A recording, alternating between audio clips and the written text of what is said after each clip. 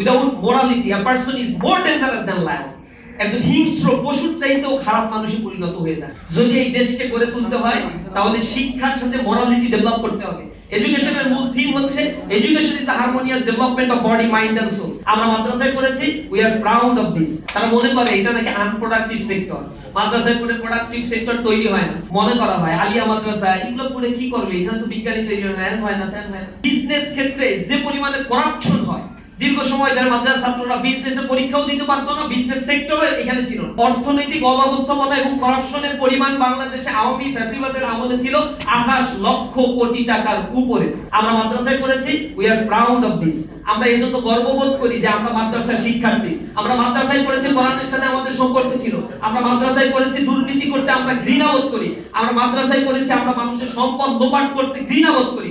আমরা মাদ্রাসায় শিক্ষায় শিক্ষিত হয়েছে, শিক্ষকদের মর্যাদা দিতে আমরা গর্ববোধ করি। আমরা মনে করি মাদ্রাসা শিক্ষা ব্যবস্থা একটা জাতির জন্য, আলিয়া মাদ্রাসা পার্টিকুলারলি যে অবদানগুলো রেখে গিয়েছে, নিঃসন্দেহে এটা বাংলাদেশের জন্য অনেক বড় একটা মাইলফলক।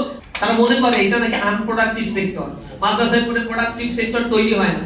তোমাদের আমার এই দেশটা, এই দেশের চাইতে অনেক উন্নত আরো ভালো কিছু দেশ আছে, ইন্দোনেশিয়া আছে, মালয়েশিয়া আছে, টার্কি আছে। সেখানে গিয়ে শিক্ষা ব্যবস্থাগুলো দেখে আসে।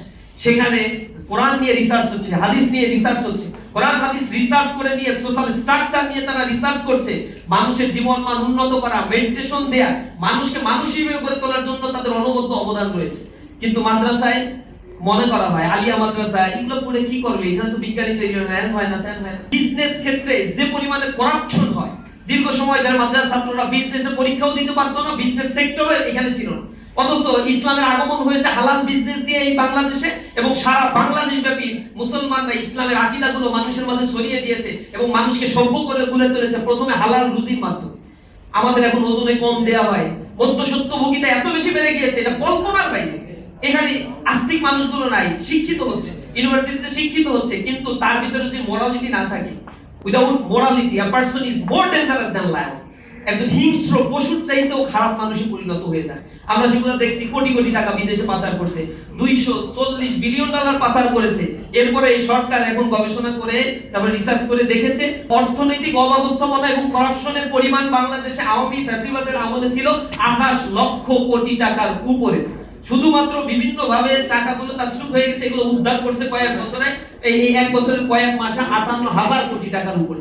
সুতরাং আমরা এটা স্পষ্টভাবে বলতে চাই, যদি এই দেশকে গড়ে তুলতে হয় তাহলে শিক্ষার সাথে মোরালিটি ডেভেলপ করতে হবে।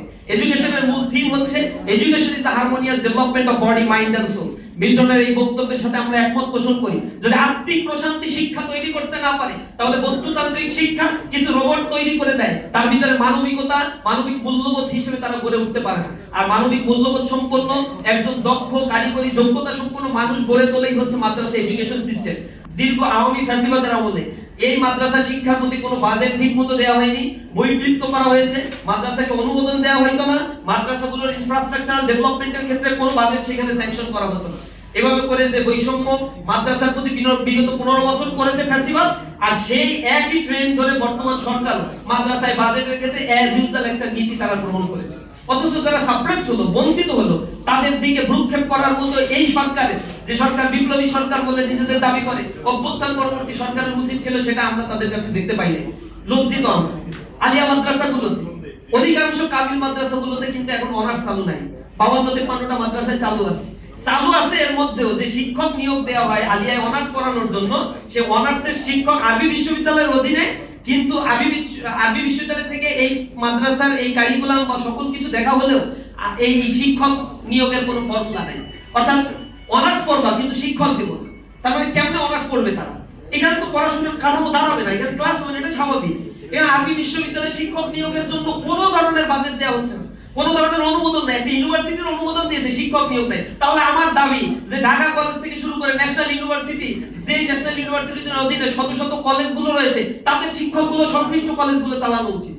কেন সেখানে সরকার বাজেট দিয়ে জাতীয় কলেজের অধীনে শিক্ষক দেওয়া হচ্ছে, মাদ্রাসার আরবি বিশ্ববিদ্যালয়ের অধীনে শিক্ষক নিয়োগ দিয়ে এই জায়গাগুলোতে রিসোর্স হিসেবে পরিণত করার জন্য কোনো ধরনের পদক্ষেপ নেওয়া হচ্ছে না? মাদ্রাসা এবং কারিগরি শিক্ষা মিলে টোটাল এই দেশে পড়াশোনা করছে প্রায় 40 লক্ষ বা নিয়ার অ্যাবাউট 40 লক্ষ স্টুডেন্ট। তাহলে 81 লক্ষ স্টুডেন্টের জন্য বা যে পরিমাণ বাজেট এই গভর্নমেন্ট দিয়ে থাকছে, তার অর্ধেক তো অন্তত মাদ্রাসায় পড়ছে, মাদ্রাসায় তো অর্ধেক দেওয়া উচিত। কিন্তু সেখানে আমরা দেখতে পাচ্ছি 1/3 কোন কোন বাজেটে তার চাইতেও কম দেওয়া হচ্ছে। এটা হচ্ছে সুস্পষ্ট একটা বৈষম্য। একজন মাস্টার্স স্টুডেন্টের জন্য পার হেড হয়তো 12 থেকে 15,000 টাকা বরাদ্দ থাকে গভর্নমেন্টে, আর একটা স্কুলের ছাত্রের জন্য সেটা 25 থেকে 30,000 টাকা বরাদ্দ থাকে। একটা কলেজ ক্যাডেট কলেজ স্টুডেন্টের জন্য 1.5 লক্ষ টাকা পর্যন্ত বিভিন্ন বাজেটে আমরা বরাদ্দ থাকতে দেখেছি। স্বাধীন সার্বভৌম দেশে সবার শিক্ষার অধিকার, সবাই ট্যাক্সের টাকা দেয়, কিন্তু টাকা বিভাজনের ক্ষেত্রে যে বৈষম্যের নীতি অবলম্বন করা হয়েছে, ইউনিভার্সিটিগুলোতে মাদ্রাসা ভর্তি হতে দেয় না। আমরা দেখেছি আমাদের জাহাঙ্গীরনগর বিশ্ববিদ্যালয়ের মাদ্রাসা ছাত্রদের জন্য 1% কোটা 1-2 জন ভর্তি হতে পারে। অনেক মেধা থাকার পরও সেখানে সাংবিধানিক এই রুলসটাকে এই শিক্ষক নামের কিছু মানুষেরা ভায়োলেট করছে, এবং কোর্ট সেখানে রুল দেওয়ার পরেও সেগুলো মান্য করছে না। ঢাকা বিশ্ববিদ্যালয়ে এরকম বৈষম্য করা হয়েছে, মামলা করে কিছুটা সামঞ্জস্যতা আনা হয়েছে, অথচ শিক্ষাঙ্গন হচ্ছে জাস্টিস প্রতিষ্ঠার জায়গা, ইনসাফ প্রতিষ্ঠার জায়গা। শিক্ষকরা হচ্ছে জাতির তৈরির কারিগর। সেই শিক্ষকদের মধ্যে যখন এমন ধরনের বৈষম্য আমরা দেখতে পাই, আমরা লজ্জিত হই। উচ্চ শিক্ষার অবস্থা তো আরো ভয়ঙ্কর খারাপ। মাদ্রাসায় কামিলকে মান দেওয়া হয়েছে মাস্টার্সের, ফাজিলকে মান দেওয়া হয়েছে ডিগ্রি, কিন্তু ডিগ্রির এখন কোন সার্কুলার দিয়ে বাংলাদেশে কোনো ভালো চাকরিতে ইনক্লুড হওয়া যায় না। এখনো পর্যন্ত মাদ্রাসায় সেই ডিগ্রির সার্টিফিকেটই দেওয়া হয়, এবং আলিমে মাদ্রাসায় কামিল পড়ানো হচ্ছে মাস্টার্সের ডিগ্রি, কিন্তু বিসিএস থেকে শুরু করে বিভিন্ন পরীক্ষা তারা অংশই গ্রহণ করতে পারবে। আশ্চর্য রকমের বৈষম্য। মাদ্রাসার শিক্ষার্থীরা যদি নিজের যোগ্যতায় সে জায়গায় যেতে পারে, তোমাদের সমস্যা কি? তারা এই জায়গাগুলো লকডাউন করে দেয়, দিয়ে যাতে আলিম পড়ার পরে কেউ আর মাদ্রাসায় না থেকে কলেজে চলে যায়। যারা ইথিক্স আস্তিকতা শিক্ষা গ্রহণ না করে এই পৃথিবীকে পরিচালনার জন্য যে দক্ষতা নৈতিকতার সাথে তাদের দরকার, সেইটা থেকে তাদেরকে বিমুখ করার জন্য